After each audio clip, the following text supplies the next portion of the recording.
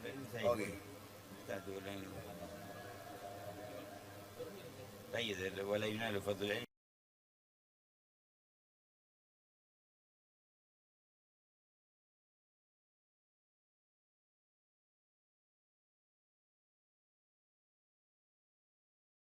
رحمه الله ونفعنا به وبعلومه في الدارين آمين. بسم الله الرحمن الرحيم. ولا ينال فضل العلم إلا بالإخلاص والصدق الله وذكره بالله وذكر الله فيه وعدم الغفلة به عن الله. تمنى أن ذكر أحكام الله من ذكر الله، وحذرنا من الغفلة عن الله بالاشتغال بقيل وقال وكثرة السؤال والمراء والجدال، فإن ذلك إلى الغفلة ثم إلى القسوة ثم موت القلب وشتات البال المؤدي إلى الضلال والقبال، ومن القلب المؤدي إلى التفريط في صالح الأعمال من الفرائض المؤقتة والنوافل المؤكدة وما ذكر معها بالتضييع والإهمال، فإن ذلك يؤدي إلى الدين وعصيان لرب العالمين. وأي خير في علم يؤدي إلى ويدخل في حيز العصيان، فإن من أخل بنوافله المؤكدة دخل عليه النقص فرائضه الواجبة. ومن لا ورد له من الواردات النبوية وحزوب المشايخ الصوفية فلا وارد له. ومن أعرض عن الله وحزوب القرآن ونسي الله أنساه نفسه وجعل قرينه الشيطان وحشر يوم القيامة أعمى وعاش وحيران. وحزب القرآن من الواجبات حق كل قارئ مراعاة حفظه، فإنه سريع الانفلات، ونسية سورة بل آية منه من أعظم السيئات، وهو ديوان الدين وأصل كل نور وهدى وعلم وبيان. فلا يغتر من سمع ما ورد في فضل العلم فاجتهد فيه وأهمل هذه المهمات والأعمال التي بها قوام القلب وحفظ الإيمان. وأما من في فهمه بلادة فليصرف بقية زمانه إلى الإبادة أو غيرها مما فيه ثواب من نفع المسلمين وخدمة أهل الدين ولو بالاكتساب لما هو واجب أو مندوب من الأسباب. فليغتنم العاقل جوهرة عمره العزيز، فإن الذرة منه رخيصة بألف درة.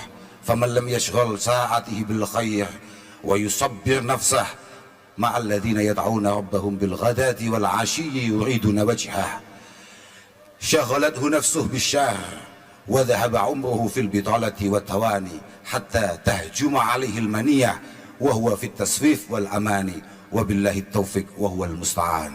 وبالله التوفيق وهو المستعان. الحمد لله الذي بفضله جمعنا وإياكم في صبيحة هذا اليوم في بيت من بيوته. Alhamdulillah yang mengumpulkan kita dengan anugerah darinya di salah satu rumah-rumahnya. متعرضين لنفحاته. Kita hadir di sini untuk mencari anugerah dan pahala dari Allah. ومتلقين لرحماته. Dan juga untuk mendaraih rahmat dari Allah. وطالبين لرضوانه. Dan mencari keridhaannya.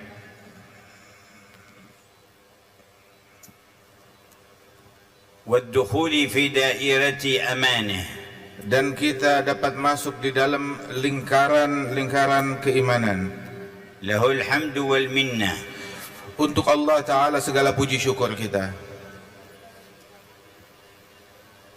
جعل الغدو والرواح إلى المسجد موجبا لنزل أي ضيافة في الجنة. Allah Ta'ala jadikan kedatangan dan berpagi-pagi menuju masjid sebagai penyebab mendapatkannya seseorang di surganya Allah hidangan. بشاهد قول نبيه سيد أهل الفطنة. Sebagaimana disabdakan oleh pemimpin para nabi-nabi, Nabi besar Muhammad SAW. العصمة من كل فتنة. yang mana ucapan beliau adalah penyelamat dari segala macam bentuk fitnah. من غدا إلى المسجد أو راح أعد الله له نزلا في الجنة كلما غدا أو راح. Beliau bersabda, barang siapa yang pada pagi hari atau pada petang hari berjalan menuju ke masjid, maka Allah Ta'ala jadikan baginya hidangan besok di surga tiap kali dia pergi ke masjid. فيا من جمعتنا في المسجد اجمع قلوبنا على سر السجود لك. Ya Allah, yang Engkau hadirkan kami di dalam masjid, maka padukanlah hati dan sanubari kami untuk mencapai hakikat sujud yang hakiki padamu.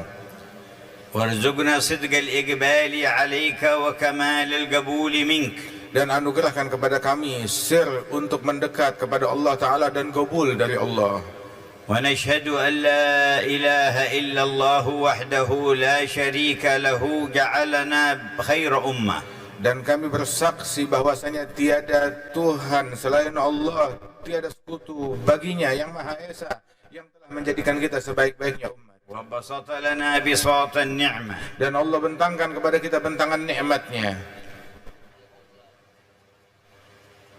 ونشهد أن سيدنا ونبينا وقرة أعيننا ونور قلوبنا محمدا عبده ورسوله. Dan kami bersaksi bahwasanya kekasih kita, penerang hati kita, Nabi kita Muhammad sallallahu alaihi wasallam adalah nabi dan utusan dan hamba Allah Ta'ala. الهادي إليه والدال عليه. Sang pembawa hidayat menuju kepada Allah, yang menunjukkan kita kepada Allah.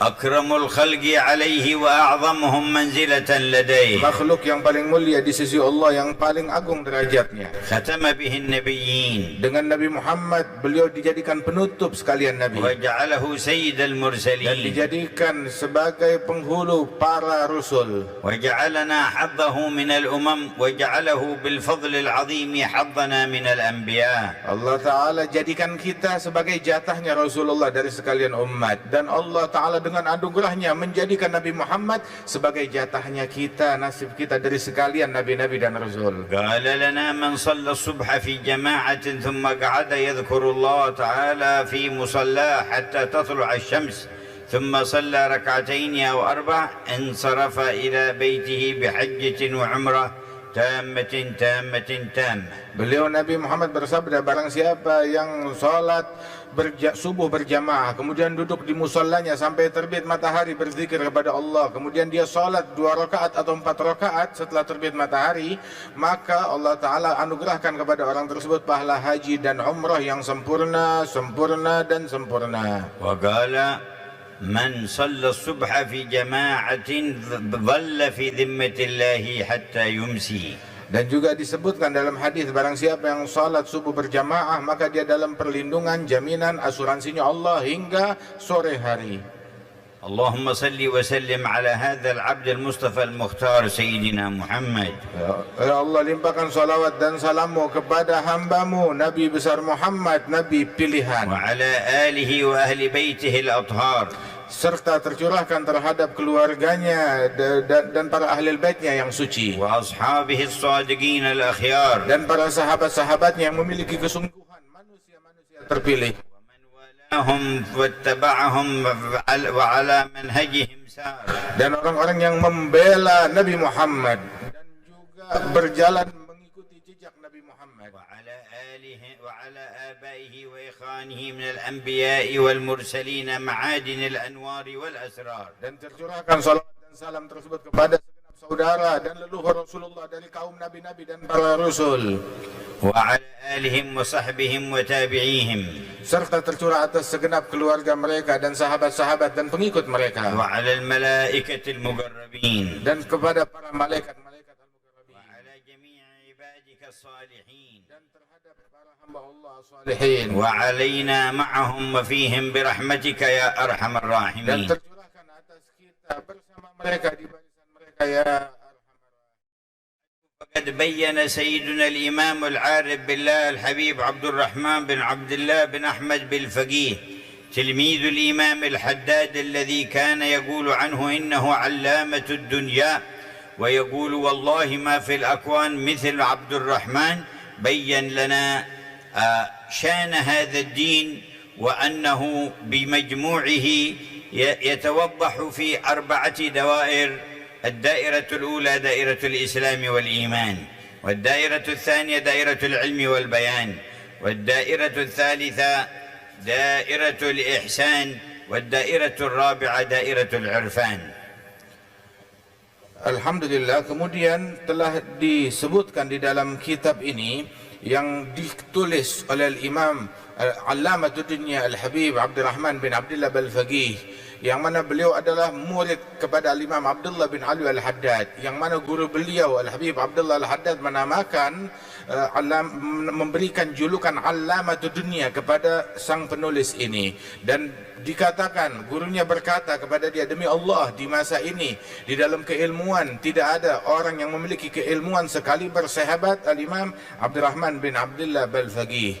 Dan sesungguhnya beliau menyebutkan di dalam kitab ini perkara-perkara agama itu yang memiliki 4 lingkaran, yang mana lingkaran yang pertama adalah lingkaran Islam dan iman, lingkaran yang kedua adalah lingkaran ilmu dan bayan, lingkaran ketiga adalah lingkaran ihsan, kemudian lingkaran yang keempat yang adalah lingkaran irfan.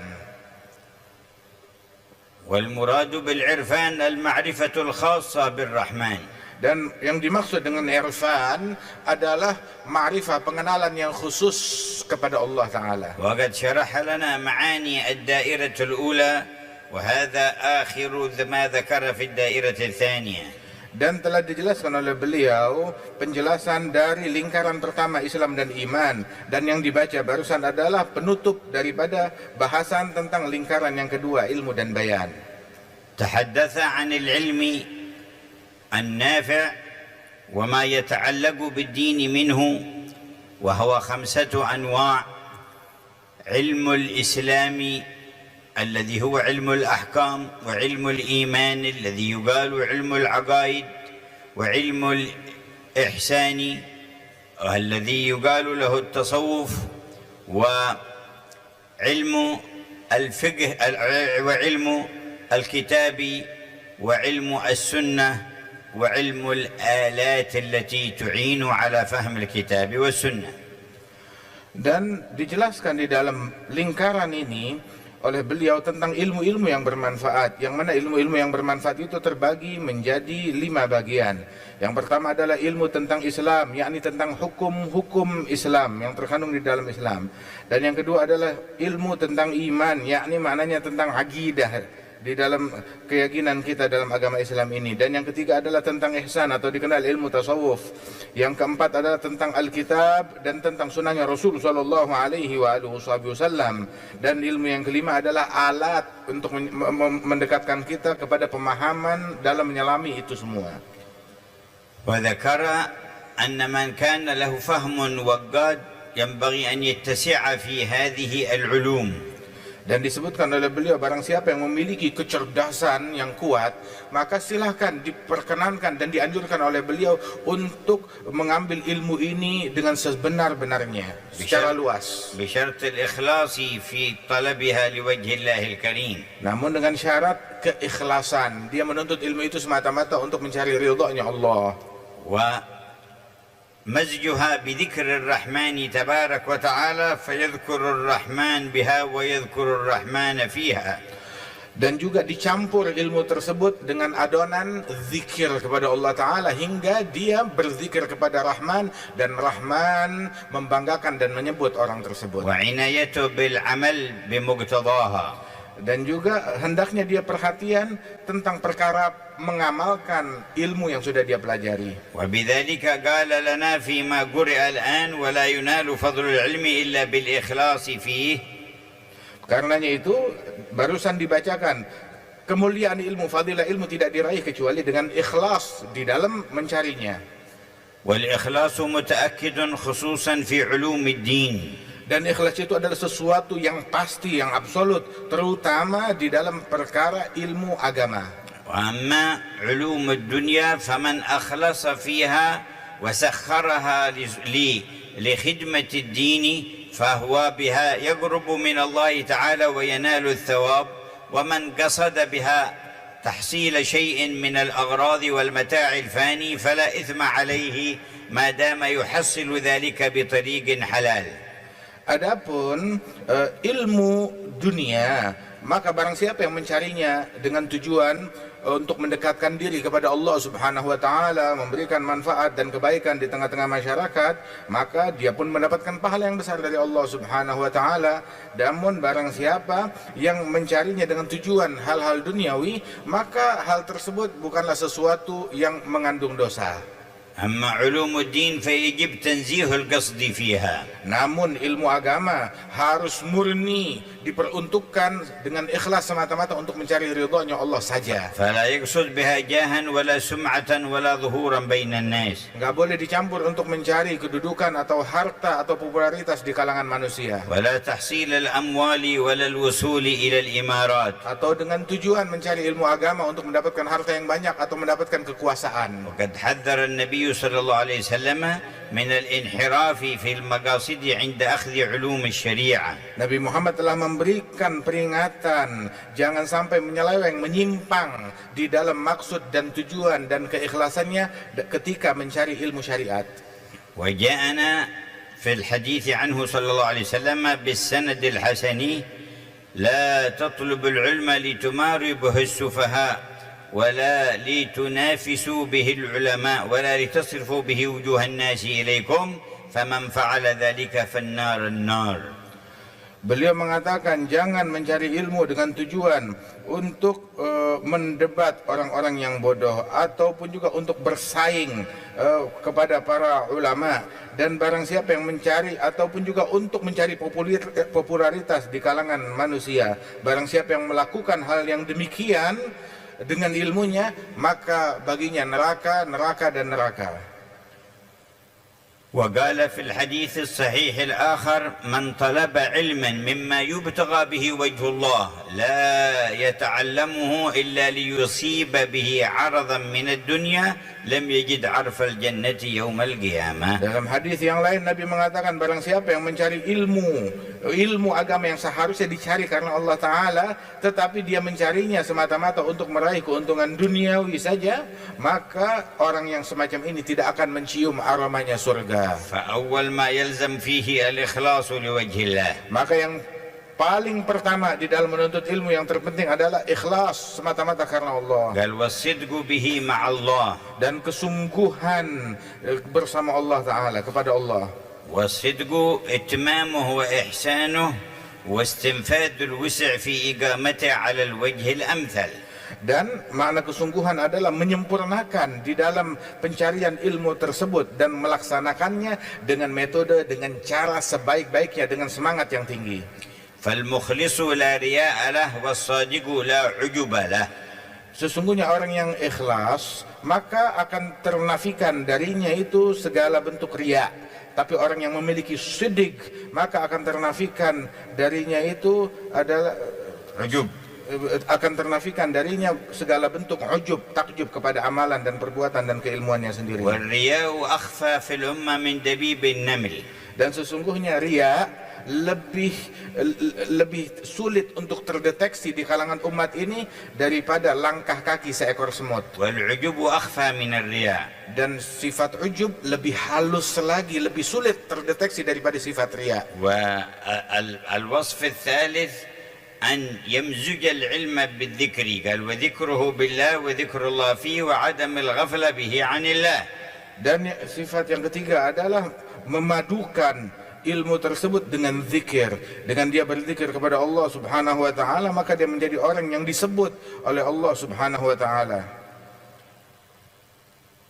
ولذا أحب العارفون عندما يذكرون شيئا من مسائل العلم أن يستشهدوا بالقرآن وبالسنة وأن يخلطوا علمهم بذكر الله وذكر الآخرة. Karenanya itu banyak di antara para ulama-ulama ketika mereka menyebutkan sebuah permasalahan di dalam keilmuan, mereka gemar mengambil dalil dari Al-Quran, dari firman Allah, apa yang disebut oleh Allah di dalam Al-Quran tentang ilmu tersebut, dan juga dari hadisnya Rasulullah SAW, hingga semakin berkah dan berpadu ilmu dengan zikir. وكان من تربية السلف الصالح أنهم إذا أقرأوا الطالب والمريد في شيء من أحكام الفقه جعلوا معه شيئا من أحكام الإحسان الذي هو التصوف.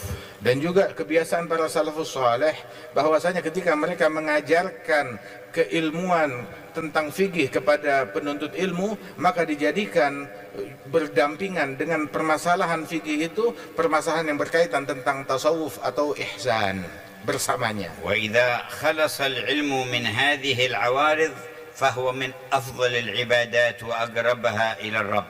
Apabila ilmu selamat daripada jebakan-jebakan yang berbahaya ini dan perangkap-perangkapnya, maka ilmu tersebut akan demikian bermanfaat, akan demikian berkah dan bercahaya. وأن تحول إلى قيل وقال وكثرة جدال وحسد وتطاول على الآخرين ورغبة في الدنيا وما إلى ذلك فهو إلى الجهل أقرب وهو من أسباب الوصول إلى العذاب في الآخرة.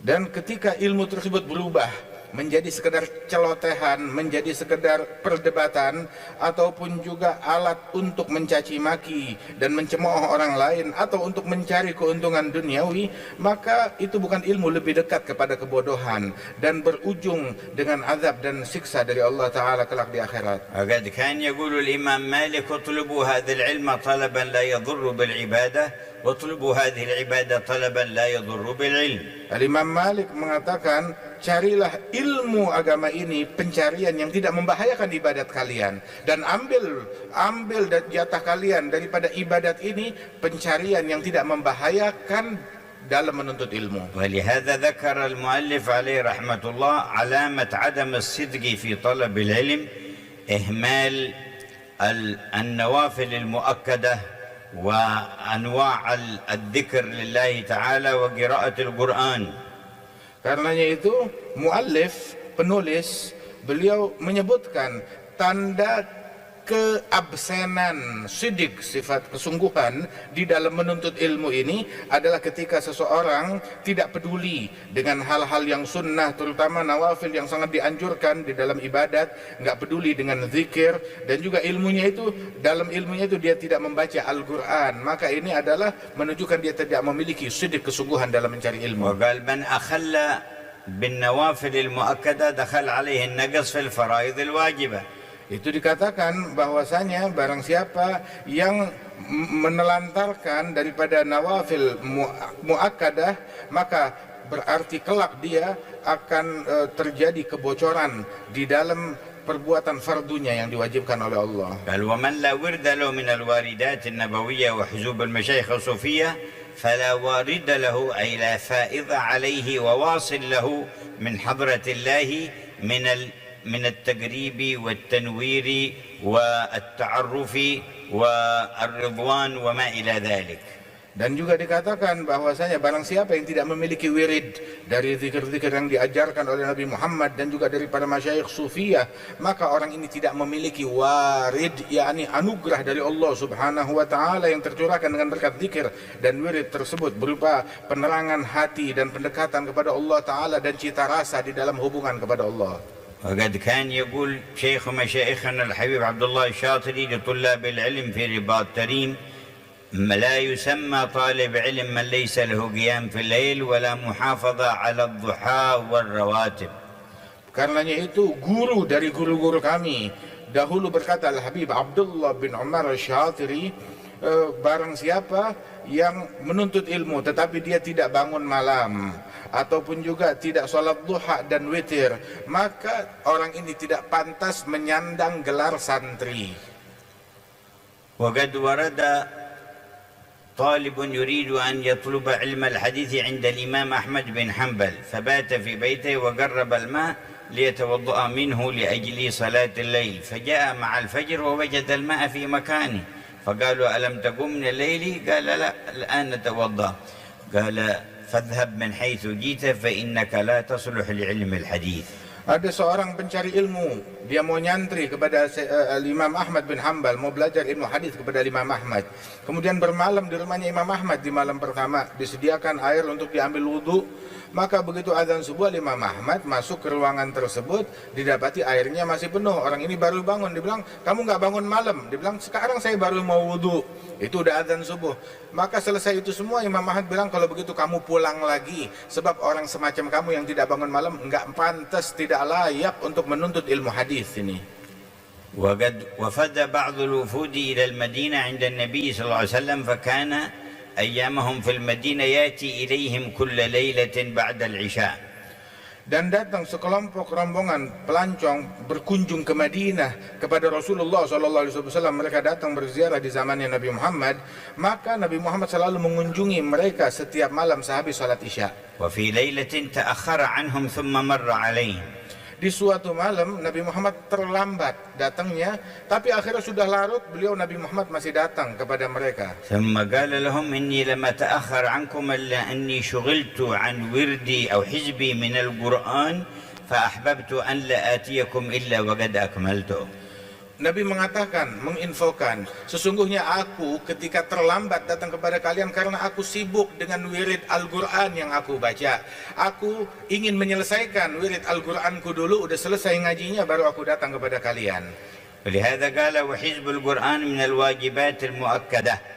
Karenanya itu dikatakan bahwasanya hizb Al-Quran itu termasuk adalah keharusan dan kewajiban yang sangat dianjurkan. وإن تزين باطن طالب العلم بحفظ القرآن كله فذلك أكمل. Apabila batin seorang santri dihiasi dengan hafalan Al-Quran secara seutuhnya, maka itu lebih sempurna lagi dan lebih baik. فمن حفظ القرآن فقد أدرجت النبوة بين جنبيه غير أنه لا يوحى إليه. Barang siapa yang telah hafal Al-Quran, maka dia telah diberikan singgasana kenabian, akan tetapi tanpa diwahyukan oleh Allah Subhanahu wa taala. ولا تأكل الأرض جسد حافظ للقرآن غير غال فيه ولا متجاف عنه. Dan orang yang hafal Al-Quran, maka jasadnya tidak akan dimakan oleh bumi, tidak akan lapuk, manakala dia menghafal Al-Quran dan juga tidak meninggalkan kajian-kajian Al-Quran tersebut. وإن حفظ كل أو بعض فعليه أن يتفقد ما حفظه لأنه يتفلت من صدور الناس. Apabila dia baru hafal sebagian daripada Al-Quran tersebut, maka dia harus mengulang-ulangnya, jangan sampai hilang, sebab Al-Quran itu hafalannya sangat mudah hilang. وقال ونسيان سورة بل آية من أعظم السيئات. Dan dikatakan melupakan satu surat, bahkan melupakan satu ayat Al-Quran termasuk kejahatan yang paling dahsyat.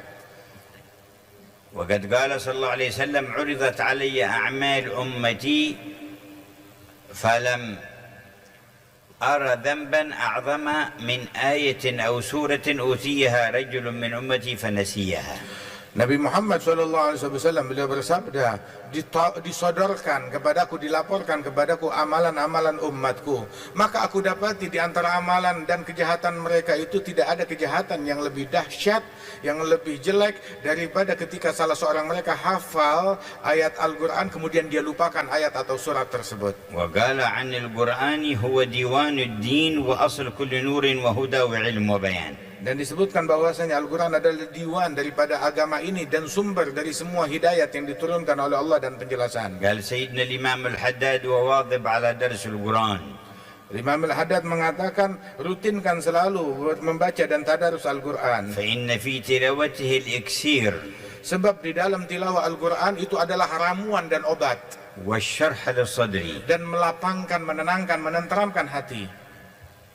تدبر معانيه ورتله خاشعا.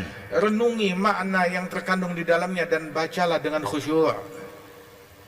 تفوز من الأسرار بالكنز والذخر. Agar engkau berhasil mendapatkan asrar yang terkandung di dalam di balik ayat-ayatnya. وكن راهبا عند الوعيد. Dan ketika kamu membaca ayat yang berisi ancaman dari Allah Ta'ala, maka jadilah kamu membacanya dengan rasa takut. وراغبا إذا ما تلوت الوعد في غاية البشر. Dan saat kamu membaca ayat yang di dalamnya nikmat dan anugerah Allah, engkau membacanya dengan berharap dan obsesi yang besar akan anugerah tersebut. ألا إنه البحر المحيط وغيره من الكتب أنهار تمد من البحر. Ketahuilah bahwasanya Al-Quran Al-Quran adalah samudra yang demikian luas. Adapun kitab-kitab yang lain ibaratnya sungai-sungai yang bercabang daripada samudra tersebut. والذي ليس عنده اتساع في الفهم لأخذ العلم فيأخذ الواجب عليه وما قرب منه ثم يصرف وقته في ما فيه الثواب من أنواع العبادات والسعي في المصالح الناس. Dan dikatakan bahwasanya seseorang yang tidak memiliki kecerdasan yang mumpuni di dalam mencari ilmu, maka silakan gunakan umurnya yang berharga tersebut untuk pertama mengambil keilmuan yang wajib yang dia pelajari dulu. Kemudian sisanya dia gunakan untuk melakukan hal-hal terutama yang bisa memberikan manfaat kepada manusia lain. فإن السعي في مصالح المؤمنين من أعظم ما يقرب إلى رب العالمين. Sebab berupaya di dalam membantu kemaslahatan kaum mukminin itu termasuk adalah salah satu pahala dan proses pendekatan kepada Allah yang sangat tinggi. وكان سيدنا عبد الله بن المبارك عليه رضوان الله تعالى يقول لولا هؤلاء العلماء الدعاء إلى الله ما اتجرت ولا اشتغلت بالتجارة وإنما يتجر من أجل أن ينفق على العلماء. Al-Imam Abdullah bin Mubarak rahimahullah beliau mengatakan kalau bukan karena mereka yakni para ulama dan para pendakwah dan para sholihin tersebut, niscaya aku tidak akan berbisnis mencari dunia ini. Namun aku berbisnis mencari dunia ini adalah untuk menyantuni mereka, membantu mereka agar mereka fokus di dalam pencarian ilmu dan dakwah mereka. وكان من تلامذته إسماعيل بن إبراهيم والد سيدنا الإمام البخاري. Dan di antara murid Abdullah bin Mubarak adalah Imam Ismail bin Ibrahim bin Bardizbah Al-Bukhari yang merupakan ayah dari sahibus sahih hadzal Imam Al-Bukhari. وكان من أثر تربيته به يقول محمد بن إسماعيل هذا أرجو أن أخرج من الدنيا ولم يختلط بمال تجارتي درهم من شبهة واحد. Ayah Al-Imam Al-Bukhari, Al-Imam Ismail bin Ibrahim, beliau mengatakan, beliau adalah pebisnis dan dia berkata, saya berharap saya keluar dari dunia ini sedangkan harta yang saya punya tidak tercampur dengan harta yang tidak baik, yang syubhat atau apalagi yang haram yang ada di dunia ini. ويقول صلى الله عليه وسلم لسيدنا أبي هريرة لأن تمشي في حاجة مسلم فتقضيها له خير لك من أن تعتكف في مسجد هذا 10 سنين. Nabi Muhammad berkata kepada Abi Hurairah, sahabat beliau, bahwasanya engkau berjalan berupaya untuk membantu hajat saudaramu, itu lebih besar pahalanya daripada engkau i'tikaf di masjidku ini selama 10 tahun. وقال من جهز غازيا فقد غزا. Dan di dalam hadis barang siapa yang membiayai, menyiapkan pembiayaan untuk seorang yang mujahid di jalannya Allah, maka dia telah seperti berghazwa atau berjihad di jalannya Allah. كذلك الثواب العظيم في كفالة اليتيم. Begitu juga pahala yang besar yang terkandung di dalam menyantuni atau merawat anak yatim. ولا ينقص عن هذا الثواب كفالة طالب علم ترجى نجابته مخلص لوجه الله تعالى أو معلم داع إلى الله على بصيرة. Dan juga termasuk juga yang pahalanya besar adalah bagian daripada itu semua ketika menyantuni seorang santri yang sungguh-sungguh belajar menuntut ilmu agama, mendekatkan diri kepada Allah Ta'ala, atau menyantuni seorang pengajar ilmu agama yang dengan dia menyantuni orang-orang yang semacam ini pahalanya sangat besar di sisi Allah Ta'ala. فيكون له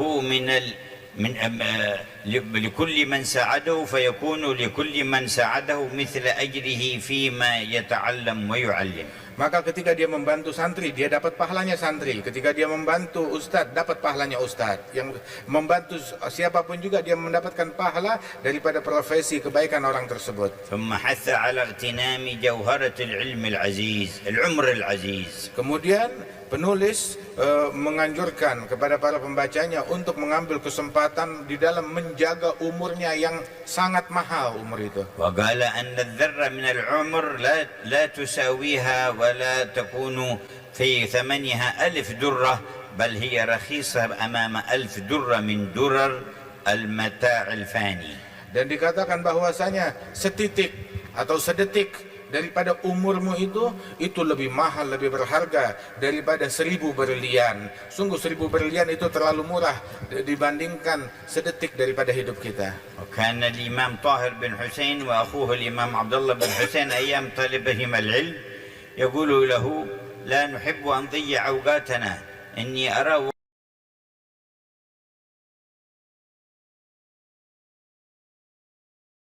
وقت الأكل يضيع على يأكل الثاني والأول يقرأ حتى لا يفوتنا هذا الوقت وقت تناولنا الطعام عن طلب العلم. Al-Imam Abdullah bin Husain bin Tahir dan juga kakak beliau Al-Habib Tahir bin Husain bin Tahir, saat mereka menuntut ilmu, belajar ilmu agama, mereka itu mendapati sebuah kendala. Kendala mereka adalah kita nuntut ilmu dan kita perlu makan. Namun kalau kita makan, sungguh kita rugi besar, waktu kita hilang begitu saja. Lantas apa solusinya? Solusinya adalah gini. Yang satu makan, saat dia makan, salah satu dari kita membacakan daripada kitab-kitab ilmu murojaah di hadapan dia. Jadi sambil makan dia dapat murojaah. Dan ketika dia sudah selesai gantian, yang tadi baca makan, yang tadi makan membaca, sehingga tidak kehilangan momen-momen berharga dalam mencari ilmu tersebut. Wa qala sallallahu alaihi wasallam laisa yatahassaru ahli jannati fil jannati ala syai illa ala sa'atin marrat bihim lam yadhkurullaha fiha. Dan Nabi Muhammad SAW beliau menyatakan bahwasanya penghuni surga tidak menyesal masuk surga kecuali penyesalan mereka terhadap berlalunya satu saat mereka lalui di dunia ini tanpa berzikir kepada Allah di dalamnya.